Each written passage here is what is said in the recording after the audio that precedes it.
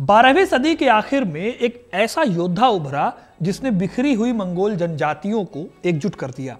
उसका नाम था चंगेज खान। इतिहास में चंगेज खान न सिर्फ एक महान विजेता के रूप में बल्कि एक ऐसे नेता के रूप में भी याद किए जाते हैं जिन्होंने दुनिया के सबसे बड़े साम्राज्य यानी मंगोल साम्राज्य की नींव रखी। चंगेज खान का जन्म करीब 1162 ईस्वी में तेमुजिन नाम से हुआ था। उनके पिता यगुसई बोरजिगिन नाम के कुल से ताल्लुक रखते थे, जो उस समय की कई मंगोल जनजातियों में से एक हुआ करती थी। लेकिन चंगेज खान ने जितना बड़ा एम्पायर खड़ा किया, उतना ही बड़ा और महान उनका परिवार भी था। एक टाइम था जब चंगेज खान के बाद उनके बेटों और उनके पोतों ने दुनिया के बड़े हिस्से पर फतह की। हो सकता है आप में से कई लोग उन राजाओं के नाम सुन चुके हो, लेकिन वो चंगेज खान से जुड़े हुए हैं ये आपको शायद ही पता होगा। इसीलिए आज मैं आपको चंगेज खान के फैमिली ट्री के बारे में बताऊंगा, उसके पूर्वजों से लेकर बेटों, पोतों और वंशजों तक। चंगेज खान के पिता यगुसई कौन थे, उनका कबीला कौन सा था और कैसे उनके चारों बेटों जोची, चगताई, युगोदई और तोलुई ने चंगेज खान के बाद महान मंगोल साम्राज्य को संभाला। ये जानना इसलिए भी जरूरी है और इंटरेस्टिंग भी है क्योंकि 13वीं सदी में मंगोल साम्राज्य की स्थापना हुई थी और चंगेज खान के उत्तराधिकारी 1920 तक किसी न किसी हिस्से पर, दुनिया के किसी न किसी हिस्से पर शासन कर रहे थे। और मंगोल साम्राज्य की स्थापना करने वाला चंगेज खान खुद एक बहुत बड़ी ट्राइब से जुड़ा हुआ था। तो इस पूरी कहानी को जानने के लिए वीडियो को एंड तक जरूर देखिएगा, क्योंकि अपना इतिहास नहीं जानोगे तो खुद को कैसे पहचानोगे। चंगेज खान का जन्म मंगोल की बोरजिगिन कबीले में हुआ था, इसलिए उनके राजवंश को अक्सर बोरजिगिन का घर कहा जाता है। लेकिन इस कबीले का इतिहास बहुत ज्यादा पुराना नहीं है। चंगेज खान के आने से पहले यह कबीला क्या करता था, कहाँ इसकी जड़ें हैं, इस बारे में सबसे पुरानी जानकारी मिलती है बोंडोचर नाम के एक कबीले से। उससे पहले के क्लैन के बारे में ज्यादा जानकारी नहीं मिलती। बोंडोचर 10वीं सदी का एक कबीला था और इसी कबीले से 13वीं सदी में चंगेज खान का परिवार जुड़ा हुआ था। चंगेज खान से पहले मंगोलिया नाम से कोई जगह हुआ नहीं करती थी, बल्कि ये पूरा एक बहुत बड़ा लैंड था जिसमें कई मंगोल जनजातियां रहती थी और ये घूमती रहती थी। चंगेज खान के पूर्वजों ने इन जनजातियों को एक करने की सोची थी, लेकिन ऐसा हो नहीं पाया। चंगेज खान के परदादा का नाम था खाबुल खान। उन्होंने भी खमाग यानी मंगोल के खान की उपाधि धारण की थी, जिसका मतलब होता है सभी मंगोलों का नेता। खाबुल खान के टाइम पर मंगोलों की ज्यादातर ट्राइब्स एक हो गई थी। उनकी इस कोशिश के बदौलत ही खाबुल खान को चीनी सम्राट ने बीजिंग बुलाया था। लेकिन अभी भी कई ट्राइब्स थी जो कि एक नहीं हुई थी। ये ट्राइब्स आपस में लड़ती रहती थी और एक दूसरे के ऊपर कंट्रोल करने की कोशिश करती थी। खाबुल खान के बाद पहले उनके भाई अंबागई खान को मौका मिला इस गद्दी को संभालने का, और फिर उनके बाद आया उनके बेटे होतुला खान का टाइम। होतुला खान ने चीनियों से लड़ाई लड़ी, लेकिन इसके बाद धीरे धीरे सारे कबीले जो पहले एक हो गए थे वो अलग अलग हो गए। फिर होतुला खान के बाद चंगेज खान के पिता का दौर आया। उनका नाम था यगुसई खान। उन्होंने काफी कोशिश की सभी कबीलों को एक करने की। चंगेज के पिता ने अपनी काबिलियत को साबित करने के लिए अपने एक दुश्मन की वाइफ को किडनैप किया था। फिर 1159 में उन्होंने उससे शादी कर दी। इसी महिला से 1160 से 62 के आसपास जन्म होता है तेमुजिन का, जिसे आगे चलकर चंगेज खान कहा गया। लेकिन दोस्तों, चंगेज खान जब सिर्फ 10 साल के थे उस वक्त उनके पिता येगुसई को जहर देकर मार दिया गया। कहा जाता है कि बचपन में चंगेज खान की हथेली पर खून का एक थक्का जमा हुआ था। उसे देखकर लोग कहते थे कि एक दिन वो बड़ा नेता बनेगा। उनकी ये मान्यता थी। फिर आपको पता है कि चंगेज खान ने बड़े पैमाने पर मंगोलों को एक किया, चंगेज खान की उपाधि धारण की।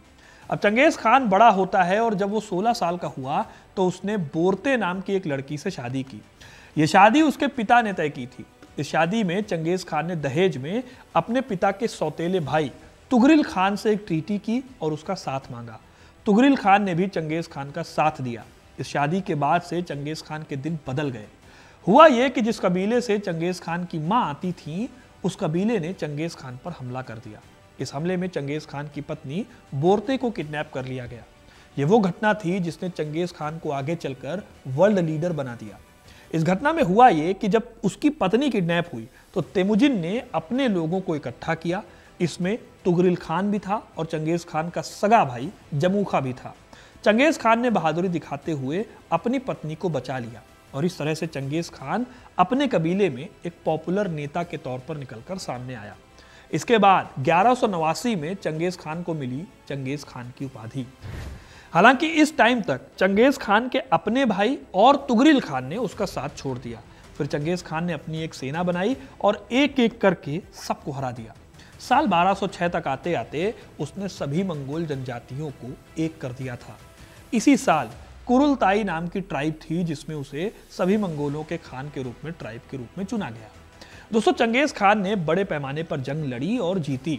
उसने इस आधार पर कई साम्राज्यों को हराया, शहरों को तबाह कर दिया। इसमें ख्वारिज्म पर अटैक सबसे भयानक माना जाता है। इन्होंने सेंट्रल एशिया में कारा खिताई, फारस में ख्वारिज्म, पश्चिमी जिया और चाइना में जिन एम्पायर को हराया। अब चंगेज खान के बहुत सारे बेटे थे, लेकिन मंगोल परंपरा कहती थी कि उसकी मुख्य पत्नी के बच्चे ही उसके उत्तराधिकारी हो सकते थे। चंगेज खान की मुख्य पत्नी बोटे थी। उससे चंगेज खान को हुए थे 4 बेटे। अभी आप जो चार्ट देख रहे हैं ये चंगेज खान की फैमिली ट्री है। इसे देखकर ही आप समझ गए होंगे कि ये काफी फैला हुआ खानदान है और हम एक एक करके अब चंगेज खान के इस फैमिली ट्री को देखेंगे और जानेंगे कि कैसे चंगेज खान ने आगे चलकर हलाकू और कुबलई खान ने इस परिवार को दुनिया के सबसे खतरनाक और खूंखार लड़ाका खानदान में से एक बना दिया। यही नहीं, जब चंगेज खान ने इस्लाम नहीं अपनाया था तो इस खानदान को मुस्लिम बनाने वाला सदस्य कौन था, ये भी अभी आपको आगे पता चल जाएगा। अब अभी जो आप चार्ट देख रहे हैं उसमें ये जो चारों बेटे हैं वो चंगेज खान के बेटे हैं। इसमें से एक का नाम है जोची। ये सबसे बड़ा बेटा था। जब बोरते को वापस लाया गया था, जो कहानी मैंने भी आपको बताई, तब उनके लौटने के 9 महीने बाद इनका जन्म हुआ। इसीलिए कई लोग मानते थे कि जोची चंगेज खान का बेटा नहीं है, लेकिन चंगेज खान ने हमेशा उसे अपना बेटा ही माना।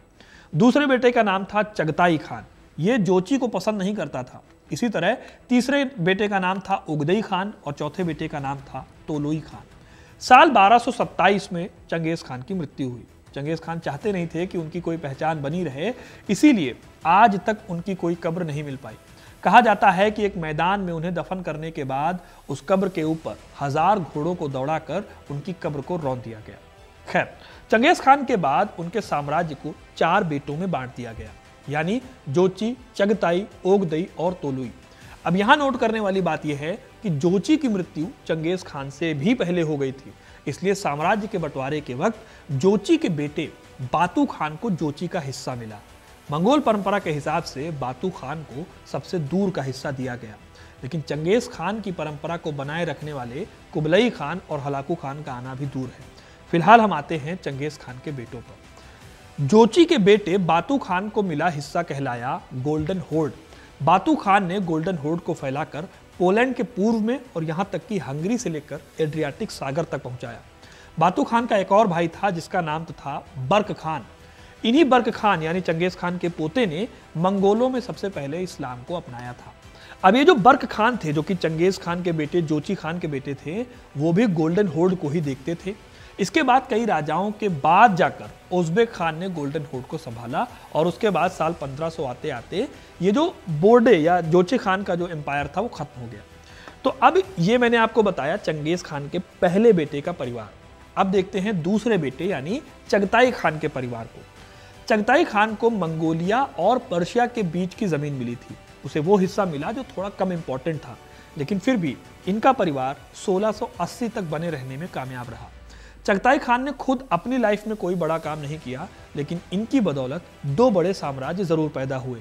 पहला तैमूरलंग, जिसने बड़े पैमाने पर अपनी जीत का झंडा बुलंद किया। वही तैमूर जिसने दिल्ली में बड़े पैमाने पर अटैक किए थे और दिल्ली में सिरों की एक मीनार बनाई थी। दूसरा साम्राज्य था बाबर का, जो इसी एम्पायर से रिलेटेड है। बाबर के द्वारा शुरू किया गया मुगल एम्पायर भारत में पनपा और इतिहास के सबसे अमीर एम्पायर्स में से एक बन गया। तो अब आते हैं हम चंगेज खान के तीसरे बेटे पर, जिनका नाम था ओगदई खान। ओगदई खान ने भी चंगेज खान की विरासत को आगे बढ़ाया और कई अलग अलग जगहों पर जीत हासिल की। उसने काराकोरम के पास अपनी राजधानी बनाई और अपने साम्राज्य को पोलैंड तक फैलाया। इस दौरान वो अपने भतीजे और बड़े भाई जोची के बेटे बातू खान के साथ ईस्टर्न और मिडिल यूरोप में एक साथ लड़ाई लड़ा। हालांकि हंगरी पर हमले के दौरान ओगदई खान की मौत हो गई, जिसके बाद बातू खान ने अपने अभियान को रोक दिया। इसके पीछे एक दिलचस्प कहानी भी है। कहा जाता है कि अगर ओगदई खान की मौत नहीं होती तो बातू शायद पूरे रोम पर अपना कब्जा जमा लेता। दोस्तों ओगदेई खान के बारे में कहा जाता है कि वो बहुत ज़्यादा लती थे शराब के। वो इतनी शराब पीते थे कि उनके प्याले गिनने के लिए एक नौकर लगा होता था। साल 1241 में जब उसकी मौत होने वाली थी तो उसने अपने पोते को अपना वारिस बनाना चाहा, लेकिन उसकी बीवी ने अपने बेटे गयूक खान को राजा बनाने की कोशिश की। अब गयूक खान जो है वो बहुत ही खूंखार राजकुमार थे, इसलिए कई लोग नहीं चाहते थे कि वो राजा बने। बातू खान ने भी उनको सपोर्ट नहीं किया। इसके चलते गयूक खान बातू को गिरफ्तार करने के लिए सेना लेकर चल दिया, लेकिन रास्ते में ही गयूक खान की मौत हो गई, क्योंकि वो भी अपने पिता पर गए थे और बहुत ज्यादा शराब पीते थे। उसे कई हेल्थ इश्यूज थे। खैर, इस वजह से हुआ ये कि ओगदेई खान के साम्राज्य को लंबे टाइम तक इंतजार करना पड़ा अपने उत्तराधिकारी के लिए।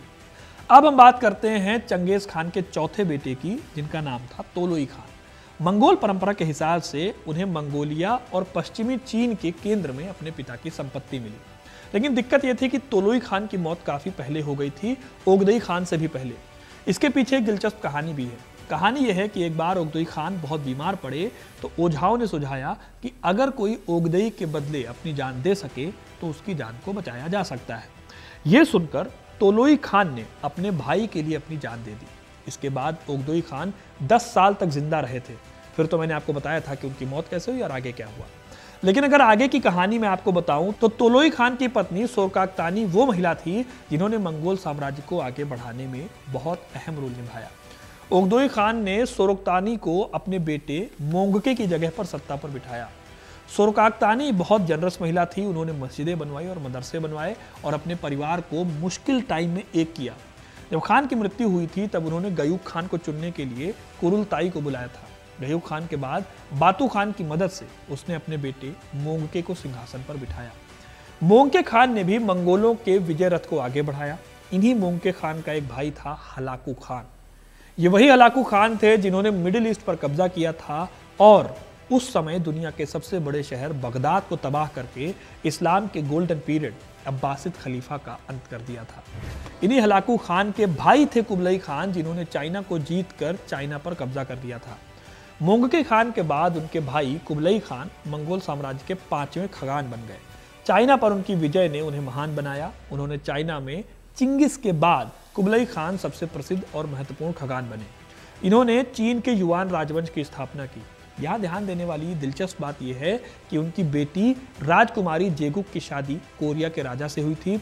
इसीलिए गोरियो साम्राज्य के शेष शासक कुबलई के वंशज थे और इसीलिए वो भी चंगेज खान के वंशज थे।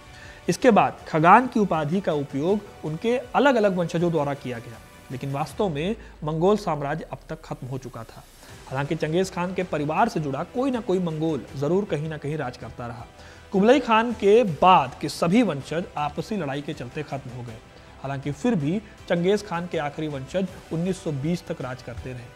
आखिरी वंशज बुखारा के अमीर सैयद मीर मोहम्मद अलीम खान थे, जिन्हें 1920 में रूसियों ने उखाड़ फेंका था।